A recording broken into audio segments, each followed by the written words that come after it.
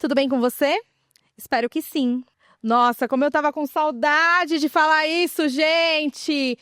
Que estúdio silencioso, né? Uma salva de palmas para a nova série do Manda Notícias.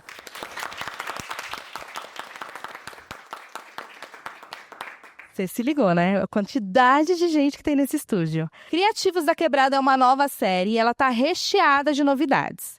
Como você pode perceber, a gente está num estúdio diferente. A gente está aqui na Casa Periférica, o espaço que a gente inaugurou em fevereiro desse ano, que acolhe as nossas iniciativas. Então, a gente tem a redação do Manda Notícias aqui, a gente faz as reuniões do CultCon aqui, também fazemos algumas oficinas do Clube de Criadores e também recebemos outras coletividades para trocar ideia sobre projetos sociais, projetos de impacto. Outra novidade é a fotografia, que você também deve ter percebido, que está diferente. Isso porque a gente tem uma parceira incrível para essa série, que é a Cleópatra Filmes, com a Luana e com a Raquel. São as diretoras de cena aqui, então vocês vão ver tudo diferente, com uma luz diferente. É por culpa dessas duas mulheres incríveis que estão aqui com a gente. E a terceira novidade é que você sabe, eu não gosto de apresentar esse podcast sozinha, então eu convoquei a Carol Rosa, que é a jornalista que está tocando. Se você acompanha o Manda Notícias, se você não acompanha, vai lá agora, @MandaNotícias. Você conhece a Carol Rosa, que é quem faz a agenda cultural e quem está sempre lá tocando o Manda Notícias. E aí, Carol, como tá essa emoção, gata? Nossa, eu estou, assim, emocionadíssima, me sentindo muito honrada de estar aqui em mais uma minissérie do Manda Notícias, certo? E principalmente para falar desse tema que é a economia criativa, certo? Que pra gente que é de quebrada é mais que um setor. É uma forma de existir, de resistir. A partir da vivência da cultura, a gente tira o nosso sustento, as ideias viram negócios, e a partir dos negócios, a gente, como sempre, vira referência no que a gente está falando. Em Criativos da Quebrada, a gente vai ter vários convidados que empreendem e vivem da música, da gastronomia, da beleza, da moda, da tecnologia e do entretenimento. E com eles, a gente vai trocar muita ideia sobre os desafios, as estratégias e as potências que fazem a periferia ser um marco de inovação e resistência. Boa, Carol, falou bonito, hein? Gostaram? Bom, outra novidade que a gente não falou é que a gente vai ter uma especialista. Economia criativa é um tema que também é novo para mim. Então eu convoquei uma grande amiga, Fabiana Ivo, que vai falar agora pra gente o que é essa tal economia criativa. A economia criativa, primeiro, nasce na década de 90, lá no Reino Unido. Em 2002, Gilberto Gil traz para o Brasil. E a gente já vivencia isso nas periferias há muito tempo. É a nossa forma criativa, é a nossa civirologia. É o nosso fazer dentro do cinema na quebrada, é o nosso fazer dentro da nossa diversidade. É a forma criativa de costurar a nossa coletividade. Isso é economia criativa. A gente já faz há muito tempo, antes de virar política pública, inclusive. Braba demais a Fabi, né? Ela é responsável pela coluna Gira Criativa, que está no nosso site, né, Carol? Então, periodicamente, a gente tem algumas colunas, alguns textos da Fabi falando sobre economia criativa. E quem é ela? Quem é ela? Ela é gestora operacional, comunicadora, produtora cultural, articuladora de impacto social e tem uma trajetória pelo compromisso com as culturas periféricas, as juventudes e as ancestralidades. Então, é chique demais, gente. É uma consultora que tem tudo a ver com a gente e eu estou muito feliz que a Fabi também faz parte desse projeto. Bom, vamos lá. Agora sim, a Carol vai contar pra gente quem está nesse primeiro episódio de Criativos da Quebrada. Carol, conta aí pro público. Hoje a gente vai falar sobre o mercado da música, que é um dos segmentos da economia criativa. E para esse papo muito especial, a gente convidou pessoas muito especiais, tinha que ter, né? Primeiro convidado é o Bruno Okuyama, que é músico, técnico de som, diretor e produtor musical, é formado em produção musical e proprietário do estúdio BG Produções. Trabalha prestando serviços como ensaios, gravações, edições e finalizações de projeto. Além de trabalhar no estúdio, o Bruno também atua como técnico em eventos externos, como músico, sendo guitarrista do rapper Crônica Mendes. E também com captação de locuções para cursos e propagandas. Bruno, seja muito bem-vindo. E o Crônica Mendes está aqui, tá, gente? Eu tenho que falar isso, que ele está aqui Ainda não está nesse podcast, ainda não está nesse sofá, porque não cabe. Vocês vão ver daqui a pouco que não iria cabê-lo aqui. Mas Crônicamente está aqui acompanhando a nossa gravação. Próximo convidado é o Reale, que é artista, produtor musical, audiovisual, compositor, beatmaker e articulador cultural. Atuante na cena de São Paulo desde 2011, ano em que se formou a sua primeira banda. Teve um processo fluido entre os palcos e a produção. Em 2016, começou a estudar a produção musical com o Guilherme e depois emerge nos processos e criações como beatmaker. Em 2018, fundou, junto a um coletivo, o estúdio e gravador independente, que é o Primeiro Quarto Estúdio. Um quarto estúdio. Muito bem, obrigada. Residente do Valo Velho, no Capão Redondo, aqui em São Paulo.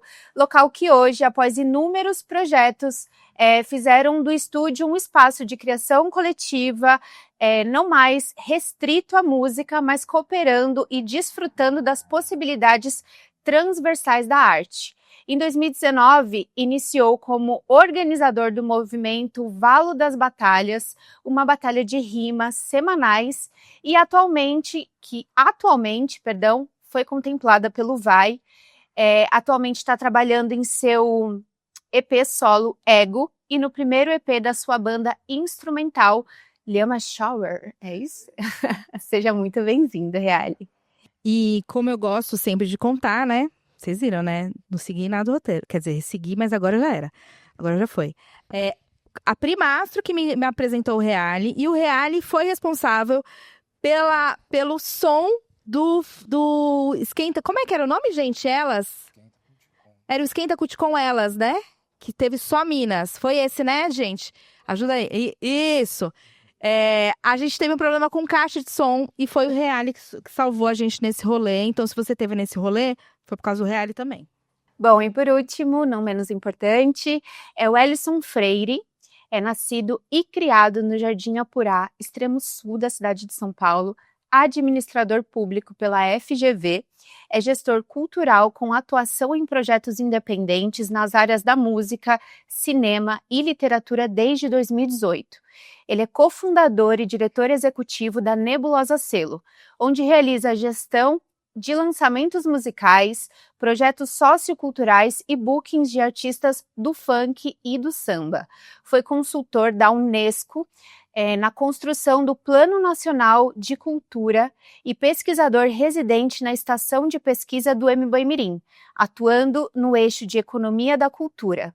Atualmente, ele é mestrando em Economia e Política de Cultura e Indústrias Criativas pelo Itaú Cultural, com pesquisa em curso voltada ao impacto econômico global do funk paulista. Seja muito bem-vindo. Obrigado.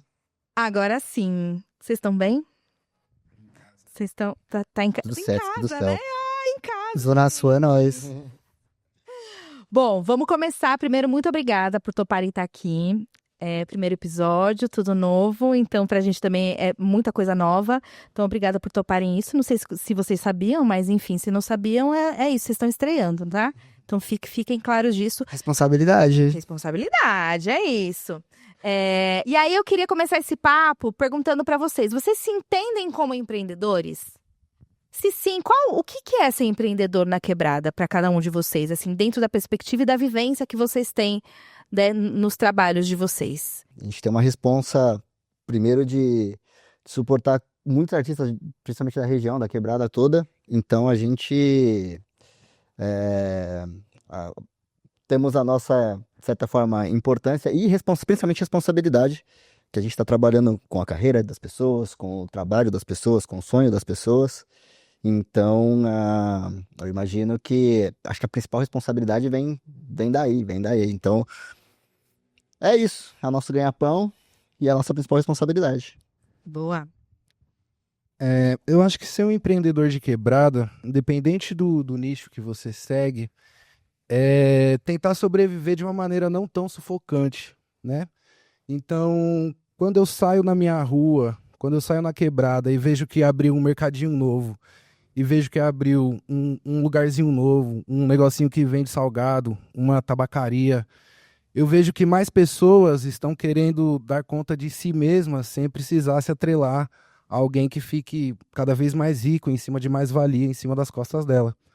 Então, eu vejo que pra gente, aliado a essa necessidade de sobrevivência, de subsistência, né, do financeiro, a gente também escolheu um lugar que fosse saudável emocionalmente pra gente. Pelo menos no meu caso foi isso. Porque eu não queria ser produtor, eu queria ser musicista. Eu toco guitarra desde os 14 anos, tenho banda.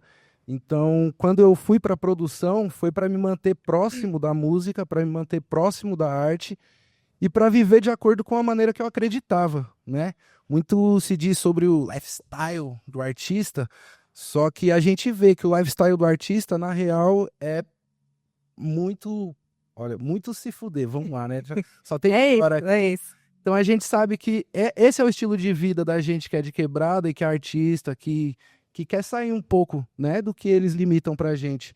Então acho que essa responsabilidade também é de mostrar um caminho do que é possível, né? Então é da hora quando a gente chega numa escola pra trocar ideia com os menores e fala, pô, mano, a gente faz isso. Tipo assim, não é que é errado você ser, sei lá, atendente de telemarketing, você ser atendente do supermercado, mas é que se você deslumbrar algo maior, tem pra onde olhar, saca? Tem nós aqui, então vamos estender a mão pro outro. Eu acho que é o que eu vejo assim, sabe? Num todo do que é ser empreendedor de quebrada, né? Boa. Bom, eu acho que complementando o que os irmãos falou aqui, eu acho que tem uma parada primeiro de responsabilidade, né? Nossa, com a nossa família, com a nossa vida, porque é uma faca de dois gumes, né? É correr atrás do sonho, como você falou, ao mesmo tempo ter a vulnerabilidade de você ser um empreendedor, né? De periferia, tá ligado? Então acho que a gente tem muitos desafios constantes, seja financeiro, seja de mercado. Esse mercado da música que a gente tá não é um mercado favorável para ninguém, tá ligado? Então, muito mais se você é um empreendedor que tem um negócio e você trabalha com artistas que estão nichados dentro desse mercado. Então, acho que isso é muito cruel em vários momentos, né? Acho que tem uma responsabilidade de sonhos, tem desafios constantes no dia a dia, ao mesmo tempo é muito bonito, né? Acho que é muito bonito, assim, pensando no caminhar da cultura mesmo, assim, a gente encontra e se depara com muitas coisas que a gente realiza sem dar conta, né? Então, acho que é muito louco, assim, às vezes a gente lança um disco, faz um show, vê um artista indo viajar, um artista fazendo colocando a sua arte mesmo na rua, tá ligado? Então acho que tem esse rolê de, em vários momentos, a gente tá realizando, tá conquistando, e é difícil a gente conseguir parar pra olhar, e hoje acho que hoje é um dia, inclusive, disso, né? Da gente estar aqui, trocando a ideia com vocês, acho que tem muito esse rolê de entender esse empreendedorismo também, ao mesmo tempo, nada romântico, que não dá pra romantizar, ainda mais em nível de Brasil, nível de economia hoje, mas a gente tem que ter um lugar de autoestima, de confiança, e saber que a gente também é muita coisa, né? O que a gente faz pensando em Brasil, tá ligado? Pensando em quebrada, a gente faz muito, né? Faz muito, né? Às vezes na margem de muita ideia. Então, acho que esse é meu pensamento, assim, de início. Massa, massa. Eu penso muito nisso também, né? Eu também tava falando, né, nos bastidores. Eu tô nesse lugar também de entender o que é esse tal desse empreendedorismo. E eu não sei, né? No meu caso, eu não me preparei para ser empreendedora, né? As coisas foram acontecendo e tomaram uma proporção que me fizeram me tornar uma empreendedora e ter pessoas trabalhando comigo e tal. Queria que vocês contassem para vocês, assim, como é que é. Acho que o Reale já traz, né? Ele era músico, então, para se manter dentro desse setor, ele procura produção musical, que é uma demanda, né? Eu acho, que a gente tem. Assim, eu não sei a idade de vocês, mas há uns anos atrás, quando eu começo a fazer jornalismo, a gente não tinha produtor musical na quebrada, assim. Eu lembro, de um ou outro. E eram esses caras, não, a gente não tinha outros, né? Não tinha opção. Agora a gente tem muita opção. Então eu queria que vocês falassem como é que vocês chegam, se vocês, né, principalmente para vocês dois, se vocês também passaram pela arte e depois foram para o empreendedorismo, ou se vocês são super planejados e já construíram um plano de negócio e aí foram para as cabeças para fazer o negócio virar. Na verdade, eu acho que são duas áreas que conversam muito, de certa forma. Eu acho que tanto a produção, a música em geral, quanto esse lado do empreendedorismo, talvez até a educação financeira, você estava falando a nível Brasil, a nível país, eu acho que são duas áreas poucas informações ou com informações, de certa forma, confusas. Então, quando a gente entra, acho que é uma grandíssima dificuldade. A gente tem uma ou escassez ou um excesso de informações que talvez te levam para te abrem 20 caminhos e que também não te ajudam em quase nada. E aí você fica confuso do mesmo jeito. Então, eu acho que essa é a grande dificuldade. Então, eu particularmente falando também, a gente atacou.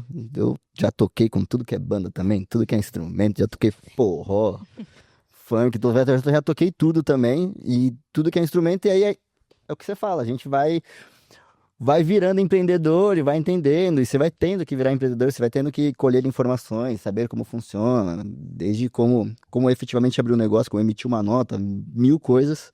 Então, também não virei empreendedor porque eu pensei e planejei, né? Depois tive que sentar e pedir uma ajuda para ver o que conseguia fazer. Boa.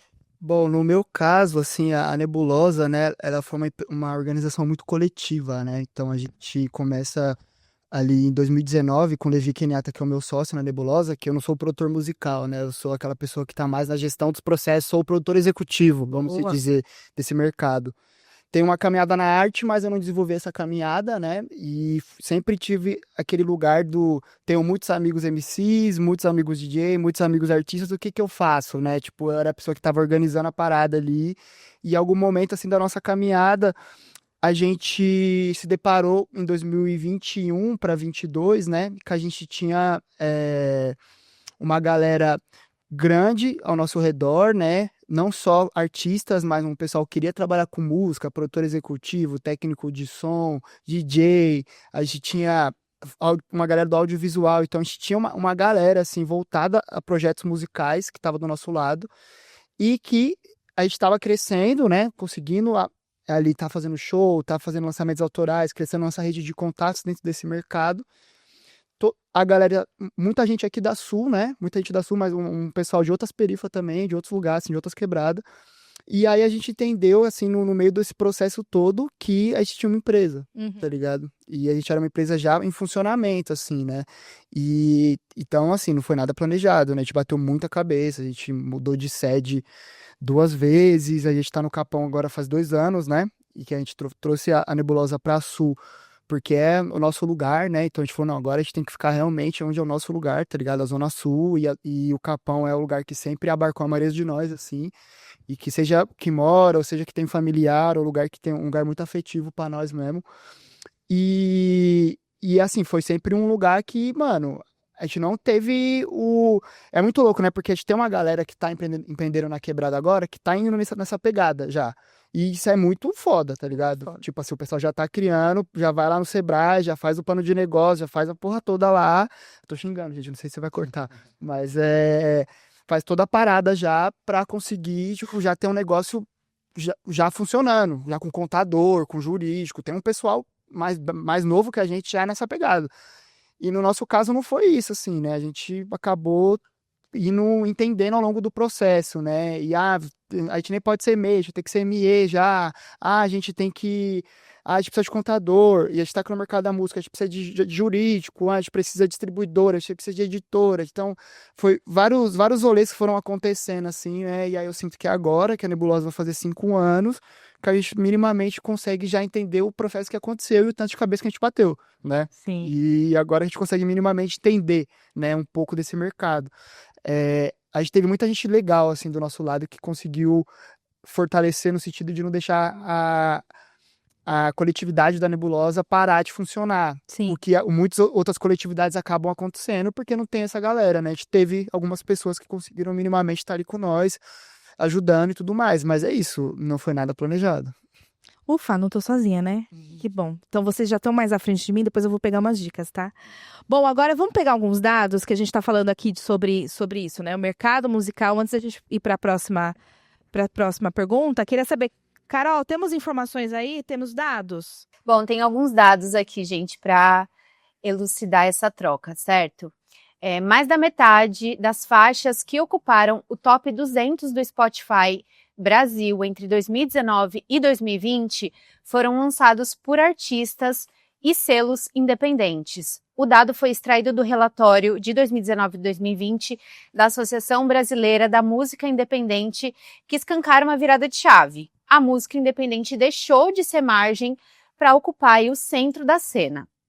Esse fenômeno acompanha a consolidação da economia criativa como eixo estratégico de desenvolvimento do país. Segundo os dados do governo federal, esse setor representa cerca de 2,7% do PIB nacional e movimenta mais de 110 bilhões de reais por ano.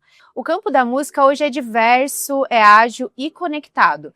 Ele se estrutura em torno de artistas, selos, coletivos, produtoras, distribuidoras, plataformas digitais e festivais. Funciona como um ecossistema em rede que opera muitas vezes fora das grandes gravadoras e adota modelos mais horizontais, colaborativos e territorializados de produção cultural.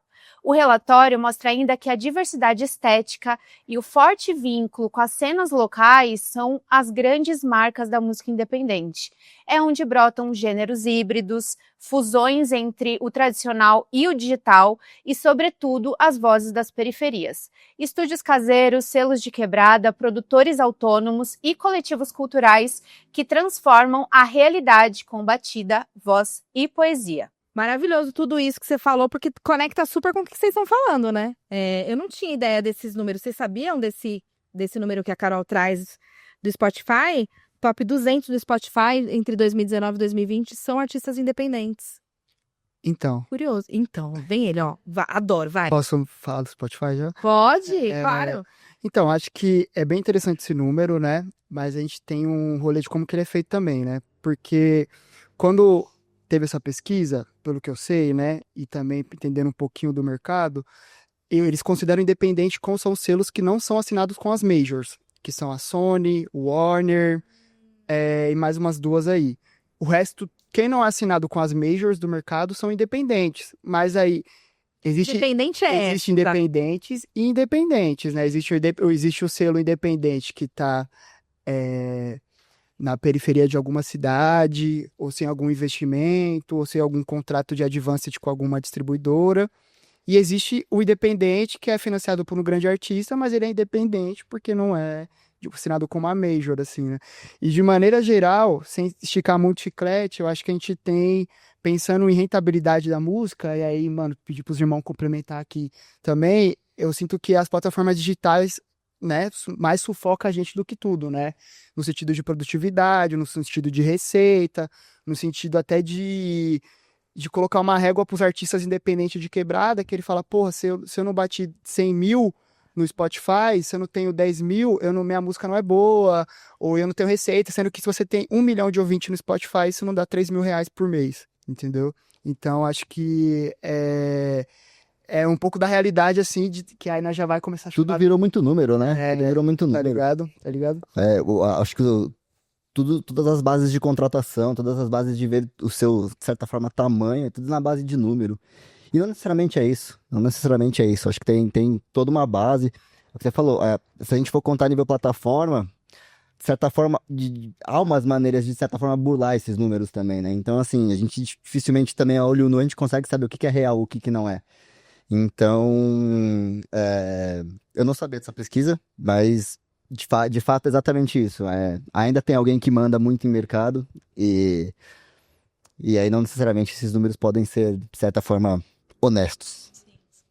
Eu acho que uma coisa é o Freud, o Mathieu, que são independentes. E outra coisa é a gente, né? A Nebulosa aqui no Capão, a um quarto ali no Valo Velho. E a magnitude dos artistas também, né? Pelo impulso da grana. Só que eu acho que um grande mal aí das redes sociais também é fazer com que os nossos artistas daqui parem de acreditar na eficácia da rua.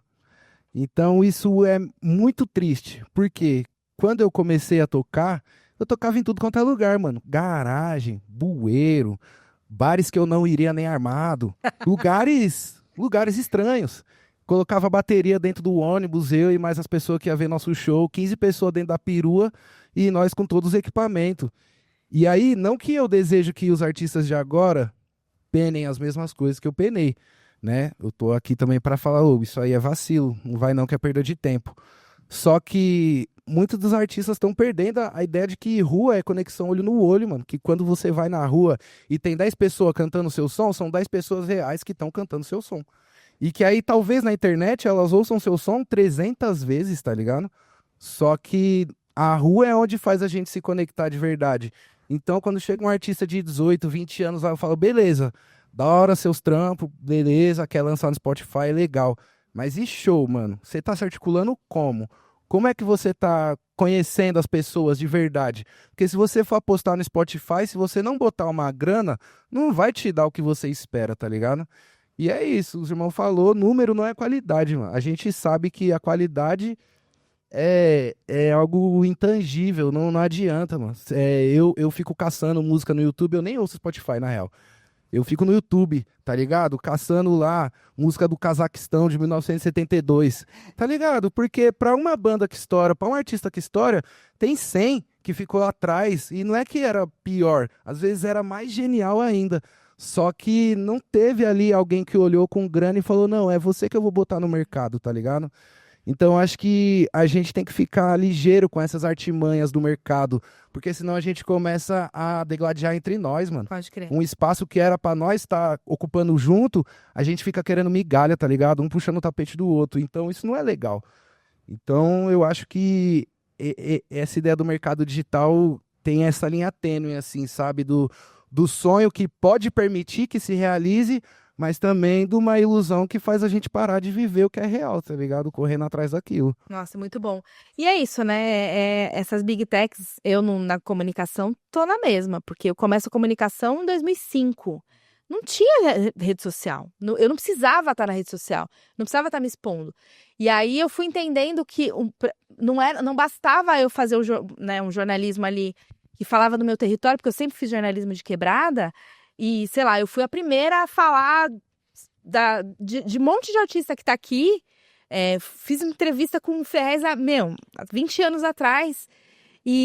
Só que eu não tinha essa visibilidade, né? Então a gente ficava aqui, mas eu já entendia o valor que tinha a arte e a cultura do território.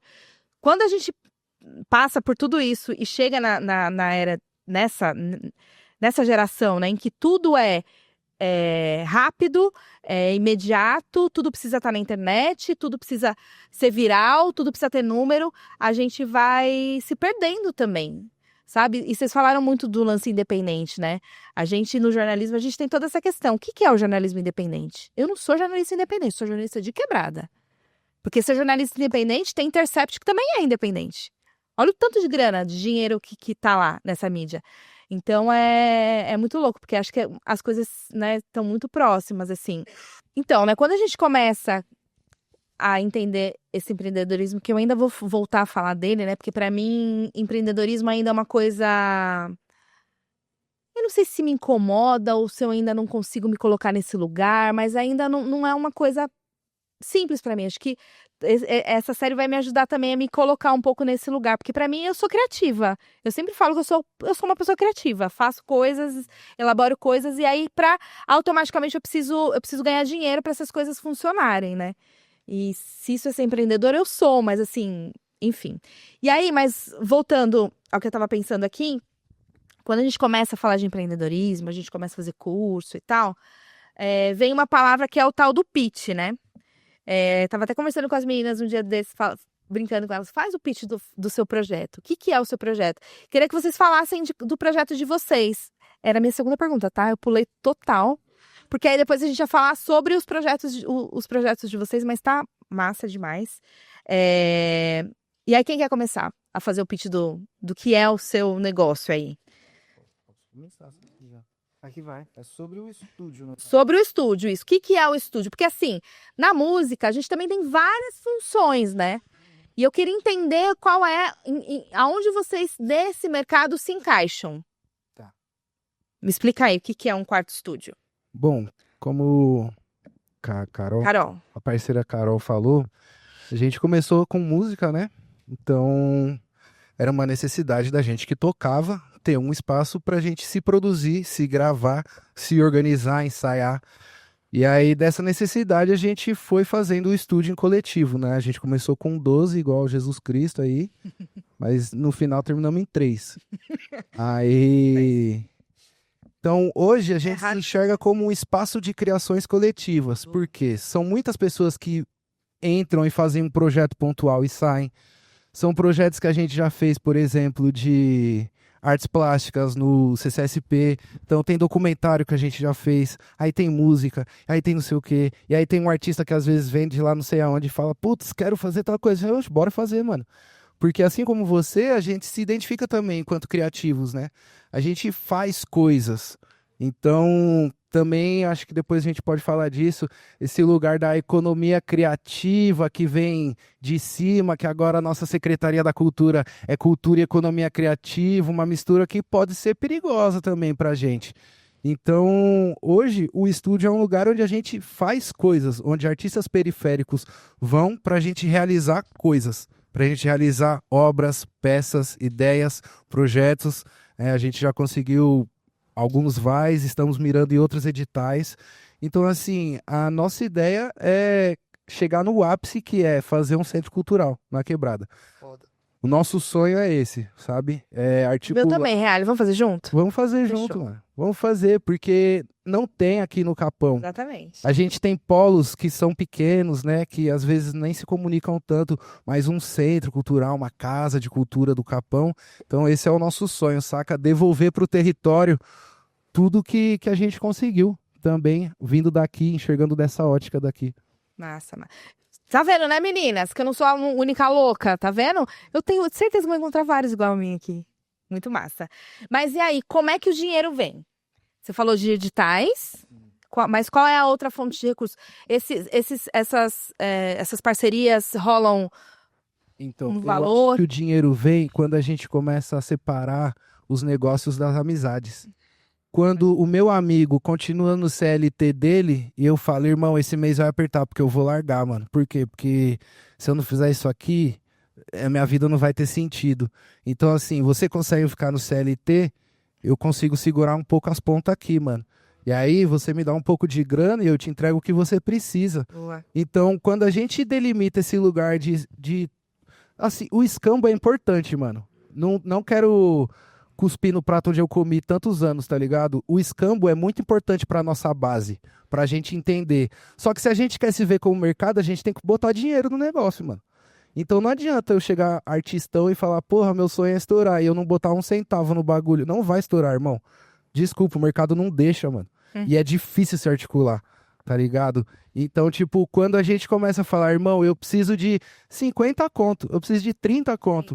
Você consegue me dar quanto? Vamos parcelar em 30 vezes? Porque o problema não é isso, o dinheiro em si. O problema é o meu tempo. O tempo é o trabalho, o tempo é o dinheiro, para além da demagogia.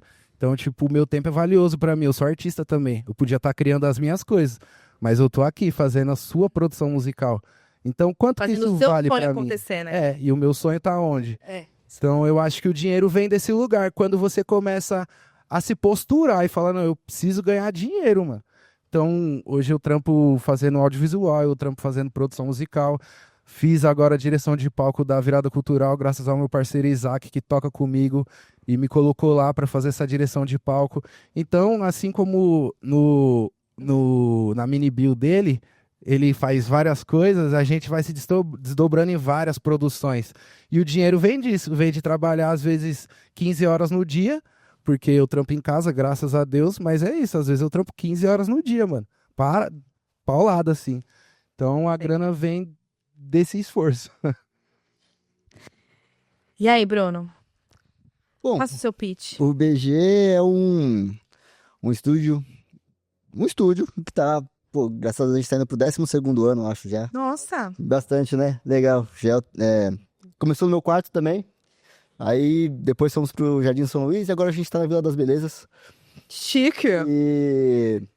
E pô, Legal. a proposta dali nos últimos tempos, pelo menos, a gente tem trabalhado muito com artistas de início de carreira, sabe? Muitos artistas de início de carreira pra dar, de certa forma, esse norte, pelo menos o mínimo de informação pra iniciar a carreira.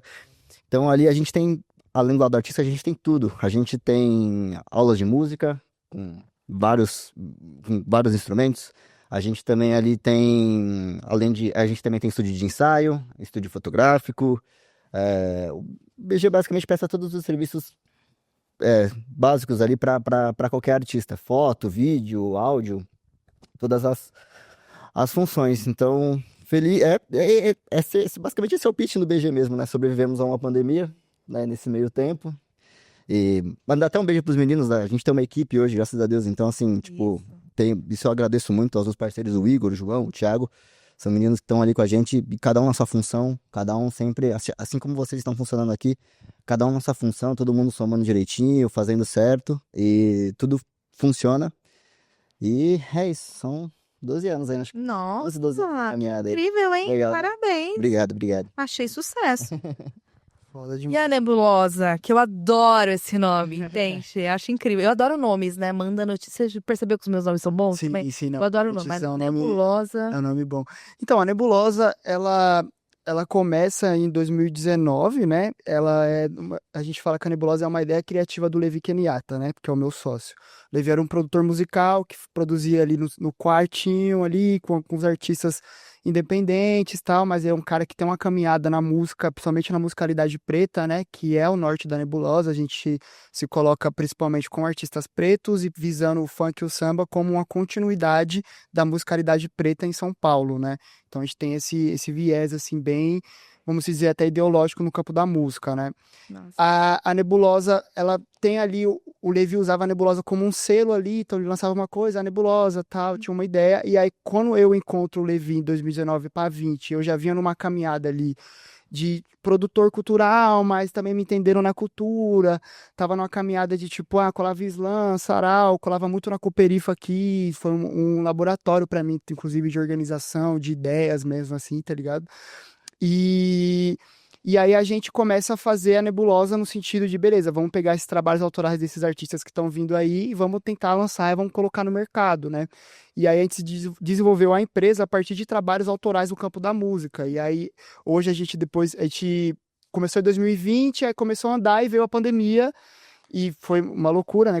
Continuar a trabalhar com música na pandemia. Mas aí que também eu acho que veio o ferramental, assim mesmo, da Nebulosa, sabe? Tipo, que são as pessoas, assim. Acho que veio muito lugar de, mano, a gente consegue fazer porque a gente tem pessoas incríveis do nosso lado e pessoas que têm uma arte incrível que conseguem contribuir em vários campos, né?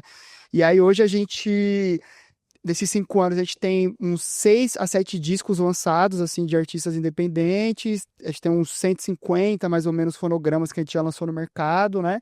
E aí a gente se divide entre gravadora e produtora Nebulosa. A gravadora é onde nosso estúdio físico, né? Que aí tem os trabalhos autorais da Nebulosa, que a gente lança a partir da nossa distribuidora e da nossa editora. E aí também tem os serviços de estúdio, que são pequenos, o nosso estúdio é um estúdio pequeno, né? Então não são serviços que são de grande abrangência, mas tem gravação de voz, tem mixagem, masterização, produção musical. Então a produção musical para artistas externos, sem ser os autorais que a gente cuida, né? Que são os que a gente minimamente faz o gerenciamento ali. Elas começaram com maior abrangência nos últimos 8 meses e tal. E aí essa é a gravadora Nebulosa, né? E aí a produtora Nebulosa, ela veio se desenvolvendo a partir de uma necessidade, porque a gente lançava a música e beleza, como que a gente vai vender o show? Como que a gente vai fazer o show? Quem vai fazer a técnica do show? Quem vai fazer a produção executiva?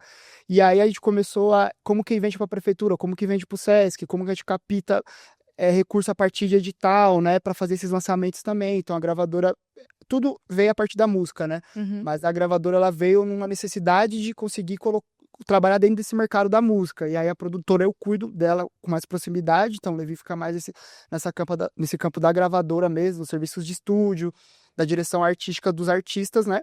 E eu fico nesse lugar mais comercial da produtora hoje. Então, desde a escrita de edital, e aí hoje a gente vende artistas, né? Então a gente tem um booking que é eu e a Andressa. A Andressa é uma produtora muito foda aqui da Vila das Belezas. Salve, Andressa. Salve, Levi. Salve, geral da Nebulosa que tá assistindo, né? A Andressa é uma produtora muito foda, que ela tem uma história no funk. Ela foi uma pessoa que foi uma das fundadoras da Liga do Funk, a antiga Liga do Funk lá, que teve muito tempo atrás. E aí ela é uma booker junto comigo, e hoje a gente booka tanto artistas que são trabalhos autorais nossos, quanto artistas da região, que necessariamente não gravaram com a gente, mas precisam de alguém para vender os shows deles. E aí a gente entrou nesse mercado de DJs, e hoje a gente cuida de algumas DJs aqui que são da Zona Sul. Os 2 maiores nomes são a DJ Lohane e a DJ Lívia, né? E aí são mulheres incríveis, que têm um trabalho incrível no campo de DJ. A Lohane tá fazendo a Eurotour agora, inclusive, que é uma Eurotour que a gente tá cuidando, né? E aí é muito foda, assim, do nosso lado, porque a gente fica nesse lugar da música. A gente tem um trabalho autoral com artistas independentes, pequenos, né? Pequenos no sentido de público, né? Porque eles são gigantes, a arte deles são gigantes, mas que tá ali no mercado, que a gente tá colocando esse trabalho autoral na rua, às vezes com edital, às vezes sem nenhum edital, com investimento compartilhado e tal. E no outro lado, tem esse lugar de booker, que é um lugar que a gente, nos últimos meses, a gente conseguiu chegar nos lugares da hora, e conseguiu fazer tour, as meninas estão... A gente tá fazendo muito trampo com marca, com as meninas também, então a gente fez Spotify, L'Oréal, Lacoste, fez algumas marcas bem interessantes, vendendo DJ set, aí a gente vende, e aí é muito louco porque a gente fala que a Nebulosa, a gente é meio radical, porque a gente é sem intermediário, tá ligado? Então a gente sofreu bastante na música, mas é isso, a gente quer, desde o trabalho autoral que a gente tá fazendo, a quem vai vender o show, a quem vai assinar o contrato, ao produtor executivo que vai lá, vai ser nós. Ponto, tá ligado? Se não for ser nós, vai ser alguém que nós se identifica. A gente não quer intermediário no nosso corre. Assim, e isso na música é muito dolorido, né? Porque em vários momentos a gente já ouviu, assim, coisas de... Eu chutando pitangas, era um pitching, né? Não, mas é isso, é isso. Mas de pitangas, tipo assim, mano, puta, mas se tivesse um investimento, se tal pessoa, que foi uma pessoa que não sabe qual que é o perfil, de onde ela vem, qual que é o CEP, qual que é a família dela, se essa pessoa entrasse no negócio, se ela cuidasse de tal artista, ele estaria em outro lugar, tá ligado? Sim. Então a gente já lidou com umas paradas nesse sentido, e graças ao Orixá, assim, a gente tem um lugar hoje que a gente tem artistas que são realmente bem conscientes da carreira deles, de onde eles querem chegar, e principalmente com essa ideia, né, que é a ideia que a gente não se limita só a ela, mas principalmente nos trabalhos autorais, que é o que a gente foca, que é trabalhar com artistas pretos de quebrada, que estão trabalhando com a musicalidade preta, que a gente entende para São Paulo. Então, o nosso trabalho autoral é isso, e ponto, e aí os outros trabalhos comerciais a gente consegue ter uma abrangência um pouco maior, né? Massa, massa. Nossa, eu fiquei pirando aqui. Vocês dão aula? Eu queria fazer aula com vocês. Porque é muito louco, né? A gente tem, com o Festival Cuticom, a gente sente uma necessidade mesmo de... quantos artistas que depois que a gente abriu a casa veio aqui e falou: Gi, cuida da minha carreira, vende meu show. Mano, eu não faço isso, cara. Eu sou jornalista e olha onde eu tô vindo, assim. Mas é uma necessidade mesmo, né? É uma necessidade que a gente tem no território e é muito louco, porque também tem um lance da identificação, acho que você traz muito isso, né? Qual é o propósito, né, de cada um dos negócios? O que você está fazendo? O que você se propõe a fomentar mesmo? E aí, dentro disso, você tem que fazer escolhas, né? Então, isso enfim, é muito, muito complicado.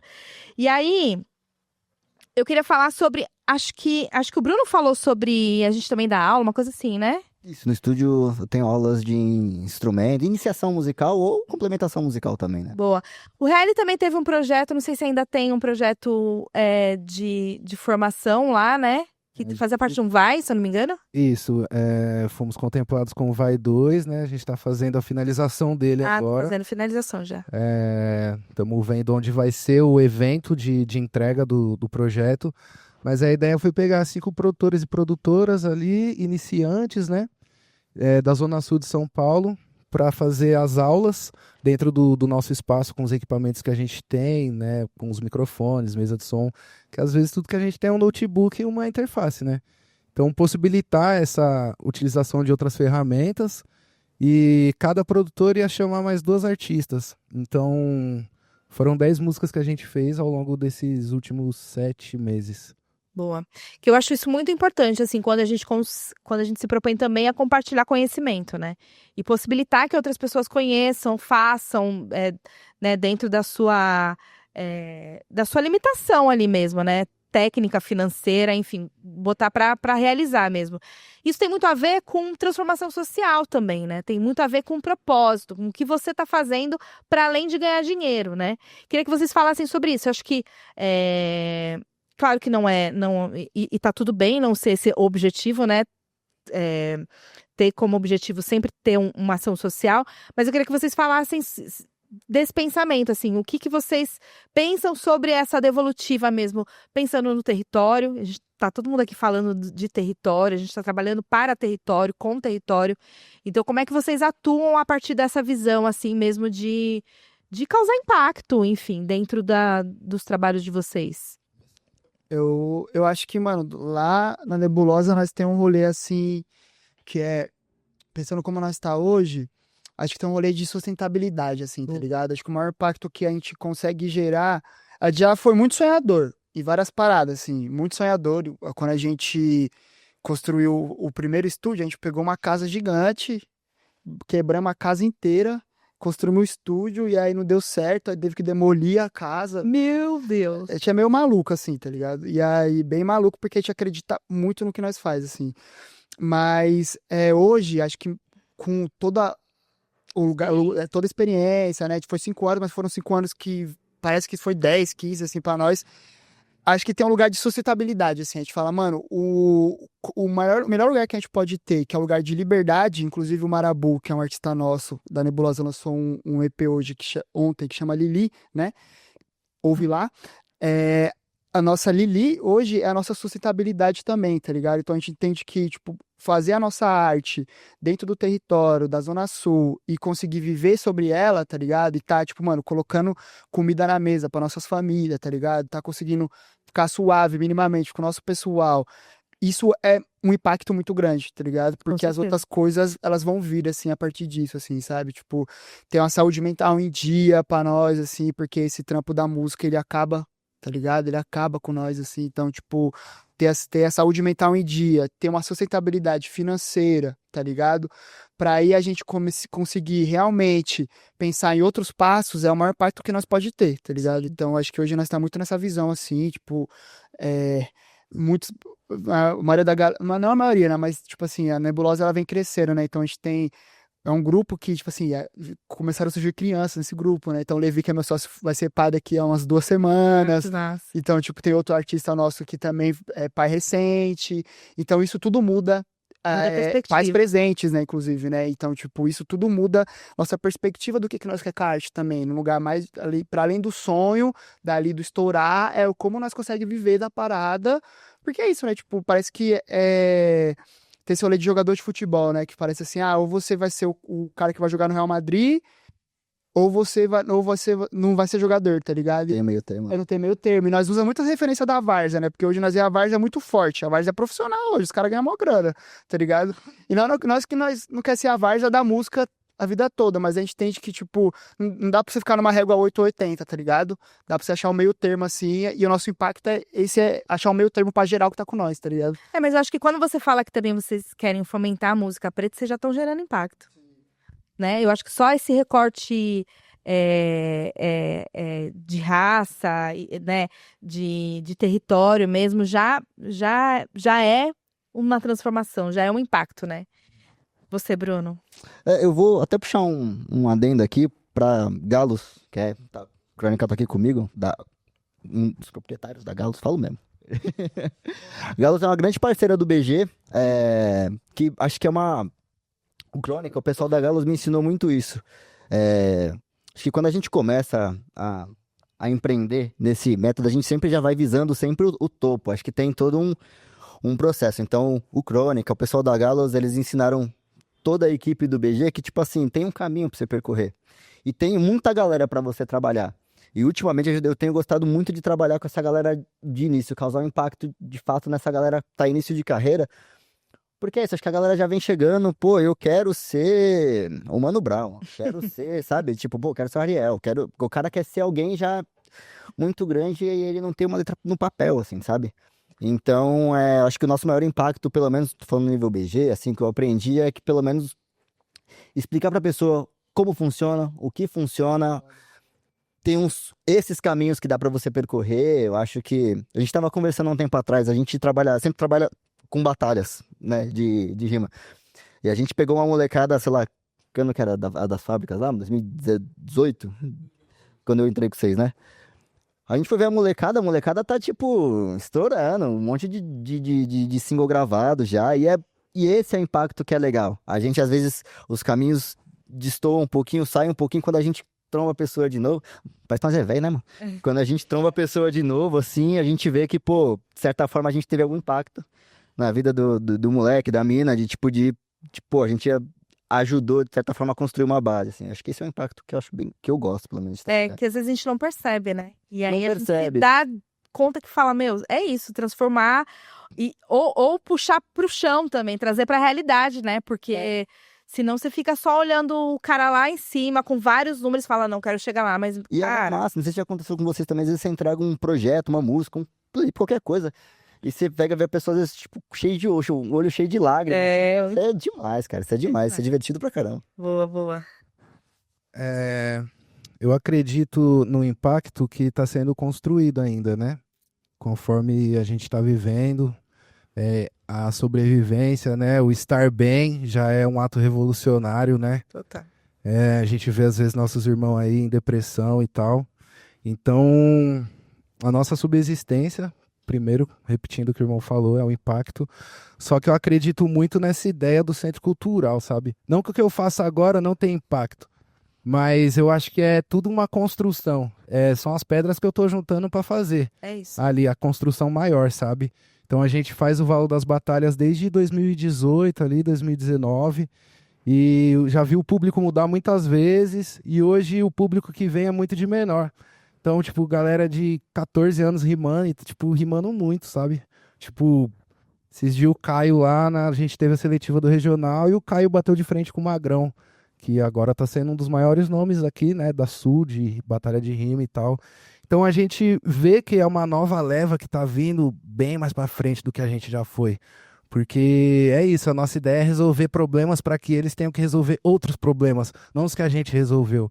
É. Então, tipo, eu recentemente percebi que o meu objetivo de vida pessoal é autonomia, né? Eu consegui autonomia e substancialmente eu preciso de música para viver. Só que substancialmente não ajuda muita gente em coletivo. Então eu percebi que para concretizar isso é o centro cultural, saca?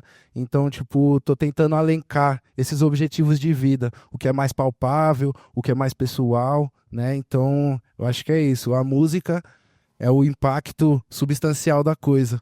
E o impacto concreto ali vai ser quando chegar ao centro cultural, para aglutinar essa ideia na matéria, sabe? Demais, demais. E é isso, pavimentar caminhos também é transformação social, também é impacto, né?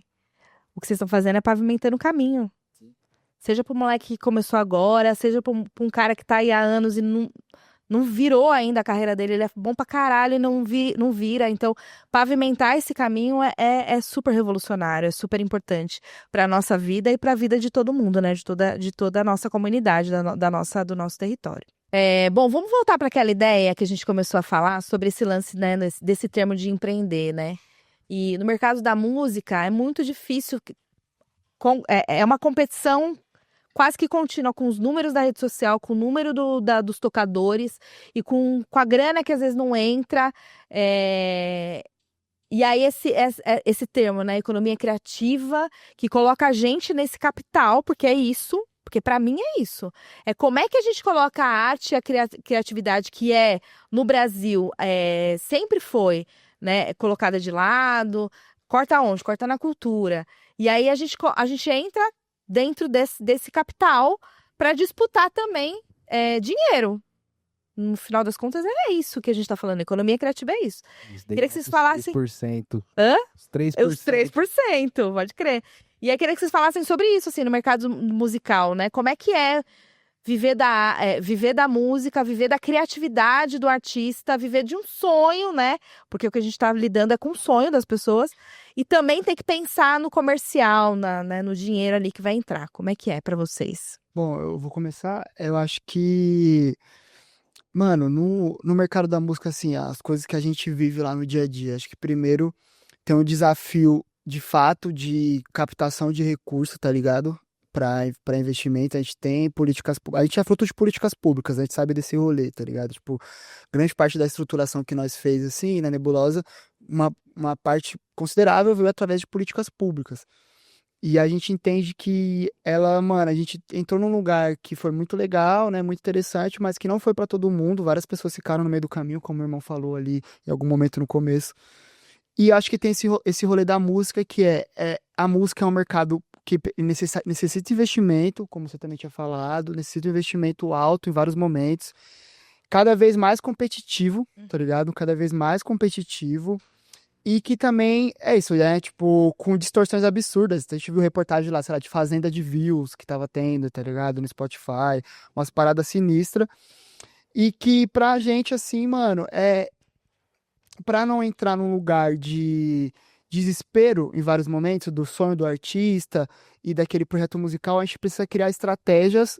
E eu sinto que elas são políticas e colaborativas, tá ligado? Elas são políticas porque a gente precisa, mano, tá perto das articulações políticas de território, as articulações políticas que estão falando de políticas públicas e que vão impactar o mercado musical, tá ligado? Independente. Então acho que as produtoras de quebrada precisam estar cientes dessas fitas, tá ligado? Brigando por essas paradas. E colaborativas, porque, mano, a gente não vai conseguir avançar nesse mercado se não for atuando em rede, tá ligado? Então, às vezes, eu tenho um artista lá que, mano, talvez eu não consiga atender ele, ou tem alguma coisa que ele quer fazer que eu não consiga, mas o mano vai conseguir lá no estúdio dele, tá ligado? E o parceiro vai colocar ele lá no centro cultural, que ele vai abrir lá no centro cultural, tá ligado? Então, acho que a gente precisa expandir essa atuação em rede, tá ligado? Para conseguir sobreviver nesse mercado. Porque na nebulosa, assim, a experiência que nós tem a gente conseguiu sustentar a nebulosa porque a gente diversificou a receita, tá ligado? Então a gente, mano, o digital não tá fazendo, o show não vai fazer, então vamos trabalhar também com o DJ, vamos trabalhar com trilha sonora. A gente tem a gente já conseguiu fazer licenciamento de trilha sonora pra série, pra filme, e uma galera de quebrada, a galera preta que contratou a gente que tá acessando esses lugares. Então atuação em rede, tá ligado? Atuação em rede pra caramba. Então acho que a gente realmente, mano, visa essa parada, tá ligado? Isso foi o que sustentou a gente e o que a gente quer expandir mais, assim, né? Tipo, eu sinto que hoje o que a gente tá fazendo é uma atuação em rede, em algum grau, tá ligado? E aí acho que essa é a solução pra conseguir sobreviver nesse mercado desafiador, né? Sim, sim. E essa atuação em rede para mim também é essencial, né? Eu trabalho e articulo em redes há muito tempo.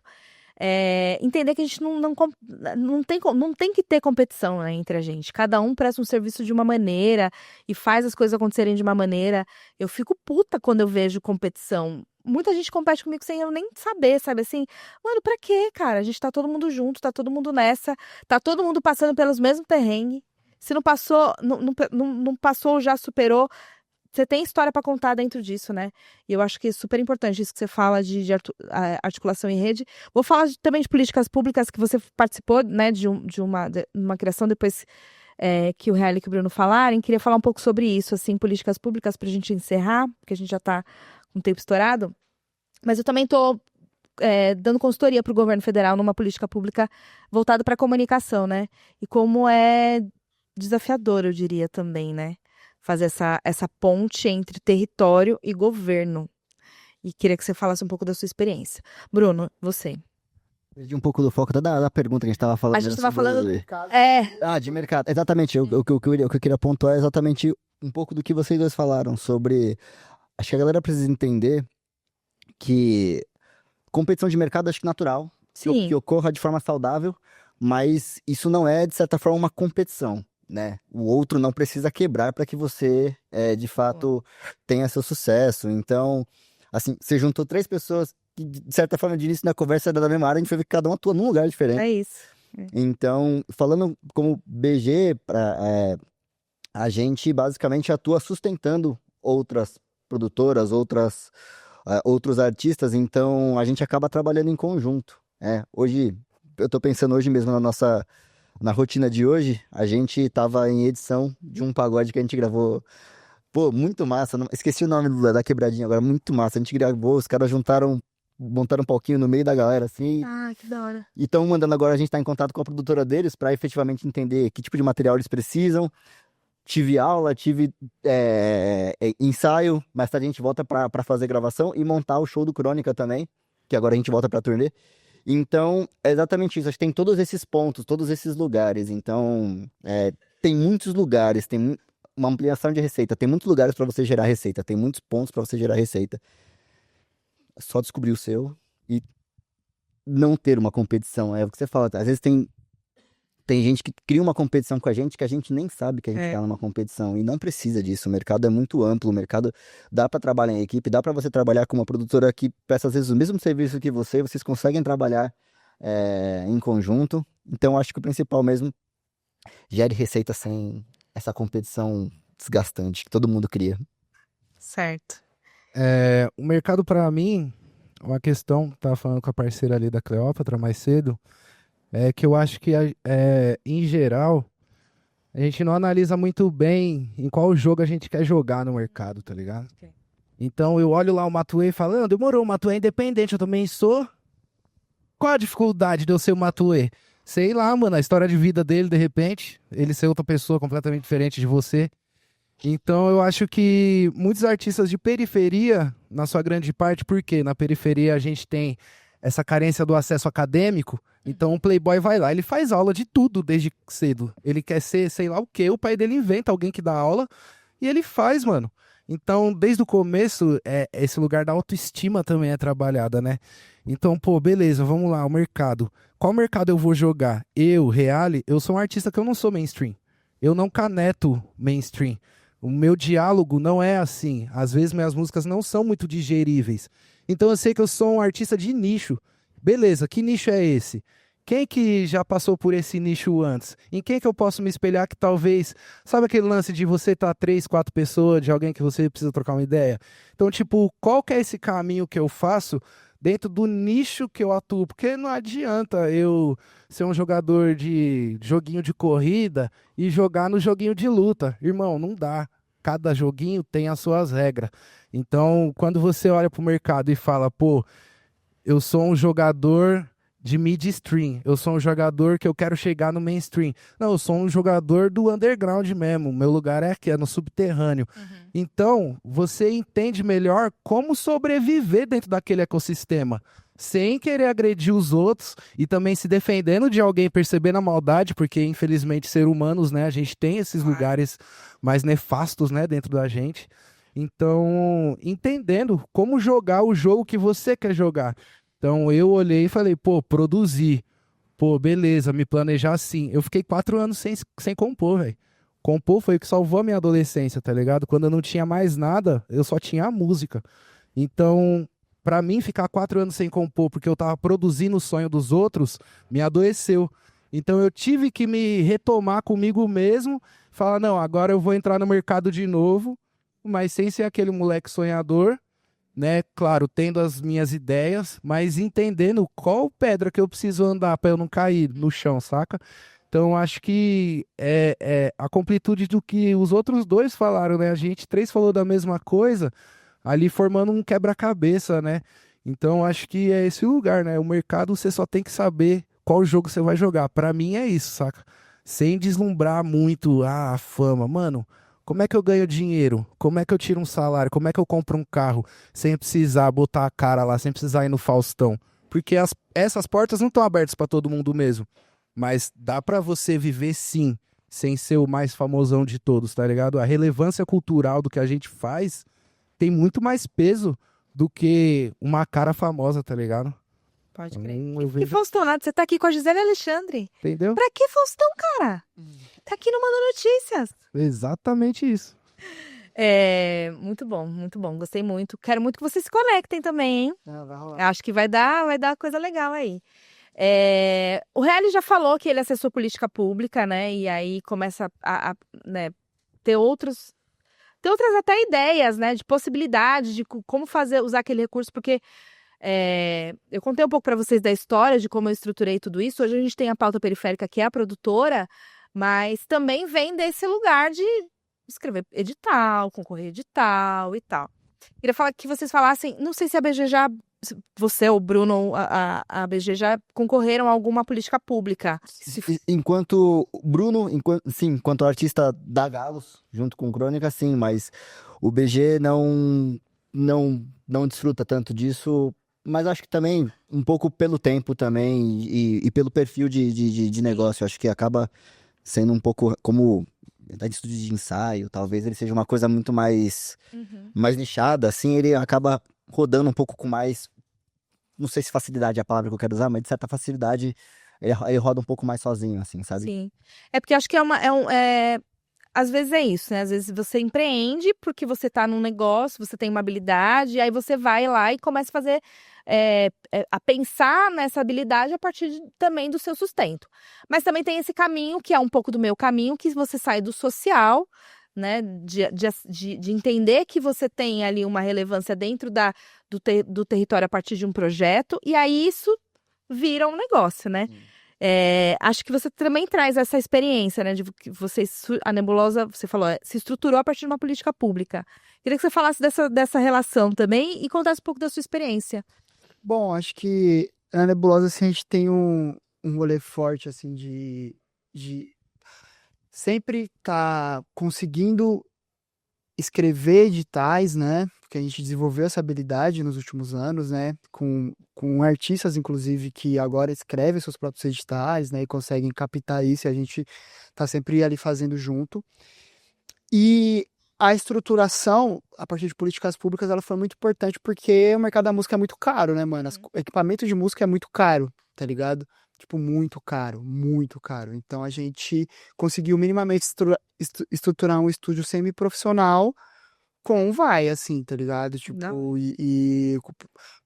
isso foi muito bom pra nós, assim, tá ligado? De realmente falar, putz, uma parada que a gente demoraria um tempo, porque a gente não tem herança, não tem investidor, começamos uma empresa com R$ 0, tá ligado?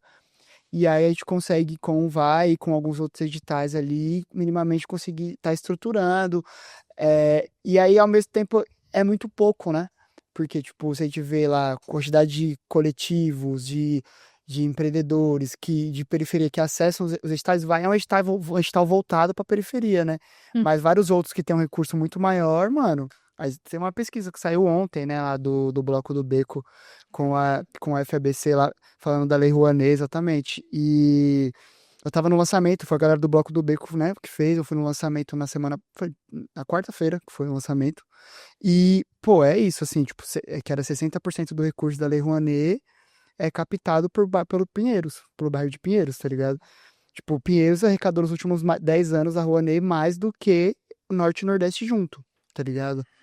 E aí é isso, né? Porque a Rouanet é a lei de incentivo, então você tem que ter o contato com as empresas, tem que ter um projeto que se encaixe dentro das empresas. Então, assim, a gente tem essa noção que, mano, a gente precisa estar muito antenado sobre as políticas públicas, muito antenado sobre formas de fomento, articulando para ser contratado por governo do estado, por prefeitura, dentro dos limites, nossos limites também, a gente não vai ficar vendendo qualquer coisa pros caras e também se adequando com questões que não faz sentido para nós, mas que a gente, de fato, precisa estar, mano, porque é onde em vários momentos o bolo maior tá ligado? Tipo, onde a gente vai ter, sei lá, 30, 40 mil de entrada, que vai estruturar a empresa, que vai estruturar minimamente ali um tempo de vida ali, de circulação de renda. Então a gente é um trampo meio de guerrilha, né? Em algum grau também, tá ligado? Mas a gente visa desenvolver esse rolê, assim, né? Tipo, a gente tem essa visão, tem uma galera muito foda com nós, assim, um pessoal que tem uma trajetória muito parecida mano, só galera de quebrada, que minimamente conseguiu, depois de cursinho popular, de várias citas, ter acesso à universidade também, tá ligado? Então tem uma galera com nós, assim, que a gente quer realmente tá gerando esse tipo de conhecimento, tá ligado? Então, de fazer consultoria, fazer formação, fazer essa parada pra conseguir e brigar politicamente pra esses fomentos da cultura serem, mano, mais acessíveis pra todos nós, assim. Massa, massa. Claro. Eu acho que a política pública a gente tem que olhar para o começo, que é entender que é um direito nosso. Ainda tem muito artista de quebrada que nessa ideia da guerrilha, que a gente tá na guerrilha pegando o dinheiro que é nosso, isso é a guerrilha mesmo. Mas você ficar sentado falando, o governo é uma bosta. Beleza, o governo é uma bosta, mas você vai fazer o quê, mano? Então, tipo, sair dessa mentalidade de que, tipo assim, eu vou ficar devendo. Mano, você não tá indo apertar a mão de um deputado. Você tá fazendo um projeto, você tá entrando para um edital, buscando. Quando é que você vai conseguir 80, 100 mil, 50 mil de uma pancada só? Não, quarta a gente também, mano. A gente ficou, tipo assim, 5 anos juntando coisa de todo mundo pra ter o básico, pra ter uma banda ensaiando. Aí quando a gente conseguiu o edital, pô, vamos fazer o quê? Vamos comprar uma câmera de 10 mil reais, mano. Foda-se. Por quê? Porque eu quero filmar em 1080p, mano. Eu não quero filmar em 720. Quero filmar com uma câmera da hora. Então a gente foi, gravou, fez o documentário da linha Esmeralda. E aí, tipo assim, eu acho que entender também que os projetos, né, os fomentos são uns meios, não são as finalidades. Então, tipo assim, pô, na real, desculpa aí, SMC, mas não tinha um sonho de fazer um documentário sobre a linha Nova Esmeralda. Só que ao estudar o edital e perceber como ele estava sendo estruturado e perceber as demandas que ele estava pedindo ali, porque o edital sempre, ou geralmente, pede, né, suas demandas. Então a gente, pô, dessas ideias malucas que a gente tem, o que dá pra gente fazer para conseguir ganhar, escrever para ganhar, sem ficar firulando muito? Pô, vamos fazer um documentário que tem um peso, que tem isso e aquilo, uma questão política, uma questão... Beleza, vamos falar sobre a linha Nova Esmeralda, mano. A gente tá nessa linha todo dia. A linha cruza de um extremo sul de São Paulo ao outro. É uma das primeiras linhas férreas do país. Então, tipo, a gente foi vendo e descobrimos especulação imobiliária. Então, tipo, foi um monte de coisa que foi movimentada a partir de uma ideia. Falou, vamos fazer o edital. Então, às vezes, é sentar, organizar e falar, vamos tomar o que é nosso. Então, a Um Quarto está passando agora por um estudo para se tornar uma associação. Por quê? Porque a gente tem que ir em busca das emendas parlamentares, mano. Tem que sair um pouco desse lugar de tipo também, eu vou ficar esperando o calendário dos editais. Como é que a gente faz para ir direto na fonte do dinheiro? Então, se organizando politicamente, né, mano? Fazendo uma faculdade aí, um tecnólogo de gestão de políticas públicas, entendendo como esse sistema funciona pra gente ir comendo ele pelas beiras, mano. É isso, adorei o nosso papo. Espero que você também tenha curtido tanto quanto eu conhecer esses caras que eu vou chamar depois aqui na Casa Periférica pra gente trocar ideia e construir essa rede. Eu não sou da música, mas eu tô aí na produção de festival, parará, dá pra gente fazer, tem coisa pra rolar. E eu agradecer, né, vocês pelo convite, foi muito chave, pelos irmãos aqui na mesa aqui também, muito chave mesmo, assim, essa conversa, muito importante aqui pro território, é muito da hora a gente conseguir parar o nosso trampo para trocar ideia sobre o nosso trabalho, tá ligado? Acho que às vezes fica muito no operacional ali, no dia a dia, e esse bagulho é foda.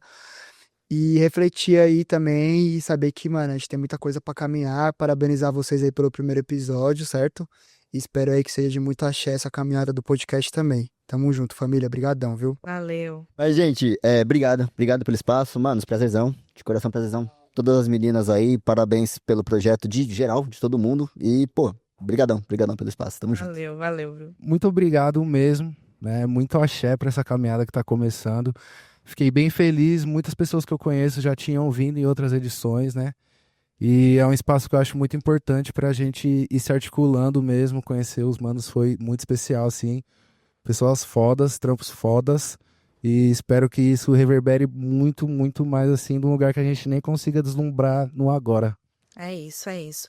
Muito obrigada a vocês três. Um prazer tê-los aqui pela primeira vez estreando esse sofá. Eu espero que vocês tenham curtido tanto quanto a gente, que adoramos. E aí, antes de eu encerrar esse episódio, primeiro episódio de Criativos da Quebrada, quero contar quem tá aqui na equipe. Primeiro, agradecer Carol por me acompanhar aqui nesse primeiro episódio. Muito obrigada, Carol. Salva de palmas para Carol, que está estreando. Tá bom.